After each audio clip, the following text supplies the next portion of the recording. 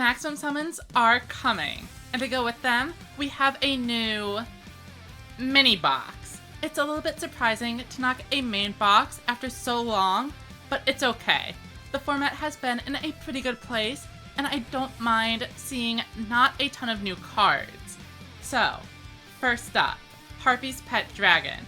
In the physical game, this has largely been written off as a meme card you never want to include in your deck, but I do think it has some merit here. For one, the Harpy skill makes it a 2700 boss that can also flip a monster face up, letting you get through those set 3 boards. It's also big enough to clear a 7-zone magician through a curtain of sparks, and it can use its own continuous effect to get big enough to safely clear anything else.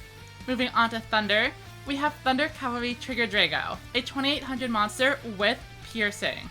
This is pretty strong, and the Lightning Trigger skill provides a further debuff to ensure you can clear over anything your opponent has.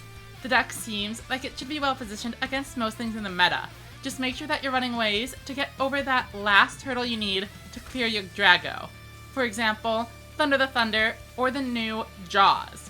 Censored Duck Duel is a Thunder equivalent to Phoenix Dragon, and without Dragias to worry about, you're able to run this at the full 3 copies without taking up your limit 3 slot.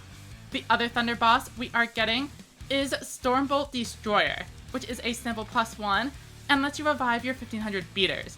Overall, this deck has legs. It lacks the wow factor of something like Triple Threat Thunder or Heavy Metals Pop and Absorb, but never underestimate power backed by consistency.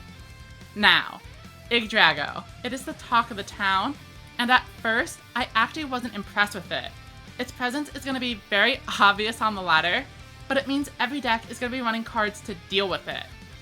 Beyond curiosity is the Yggdrago Turbo skill, which is probably the more fun one, since everyone likes the feeling of summoning that huge trap-immune boss monster.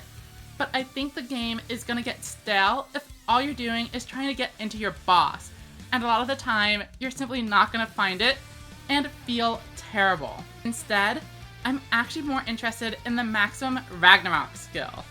It's fairly common to have a bunch of random extra Maximum parts in your hand, so being able to turn them into 2 tribute monsters is appealing. Alternatively, if you already have a normal looking hand, you can use the Blue Falcon Formation debuff twice, while also filtering your deck towards the Yggdrago. It is worth noting that Sigurd State Soul is very bad, but Attribute Hydron is a worthy secondary boss to go with Yggdrago, capable of easily clearing out anything the opponent sets up. You can even use it to out opposing Yggdragos, provide an 800 debuff to the opponent, and then buff yourself by 800 and draw an extra card in the process. I think this card should actually be fairly strong, especially if you're only bringing it out for 1 tribute. Magnum Overlord is the other Maximum monster debuting in this box, and it has a really interesting skill.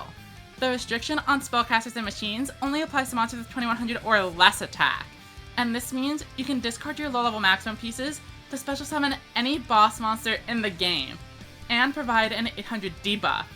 Don't let the name of the skill fool you, this is a Dragia skill, in disguise.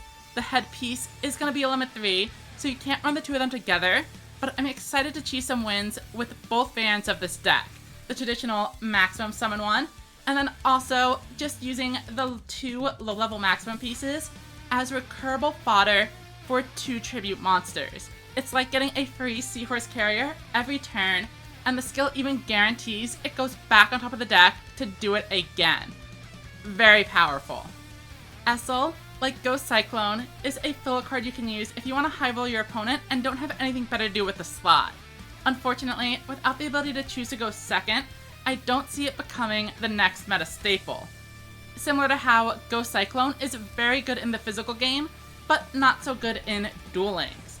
The Mill 2 effect is nice to get cards like Beasts and Aquas into the graveyard, but I don't see myself making the space to include it over things with more immediate impact.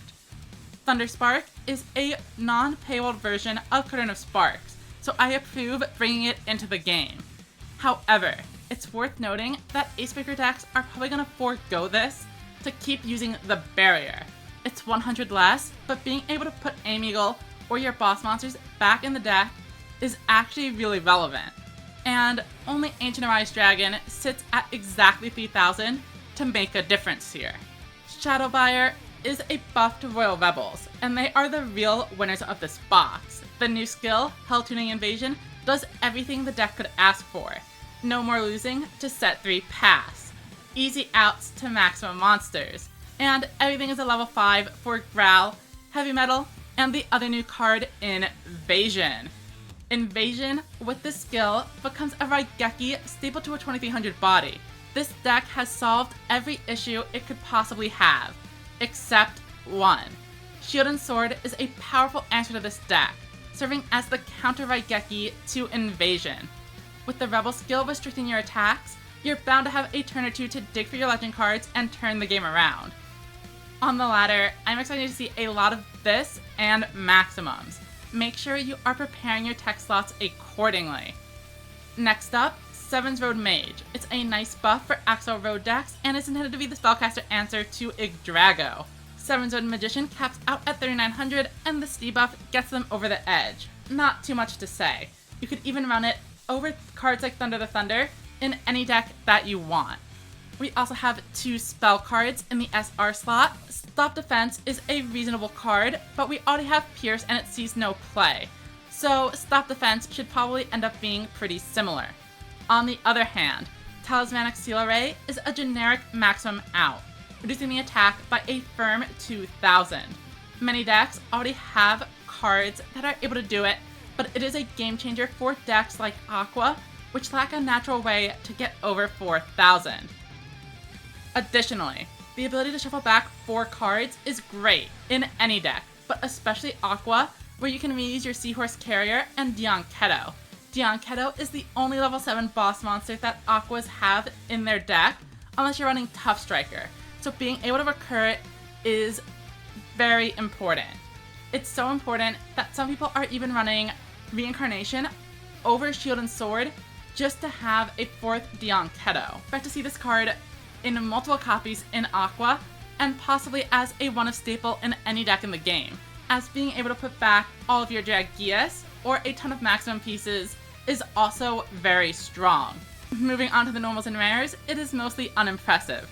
Dragon Merchant is a slight buff to the Dragonite of Darkness deck that I'm sure you haven't seen on ladder in forever. Tyhone is a Blue Falcon formation trigger, and the regular Light Sorcerer is here to cause confusion in discussion circles about cards with similar names. Overall, I'm really excited to try out all of these new decks soon. We don't know exactly what the meta is going to look like, but I think for sure the ladder is going to be overrun with Maximums and Royal Rebels, but you cannot count out Aqua, Magicians, or any of the other good decks we currently have. It should be a very exciting few weeks as we watch the meta develop.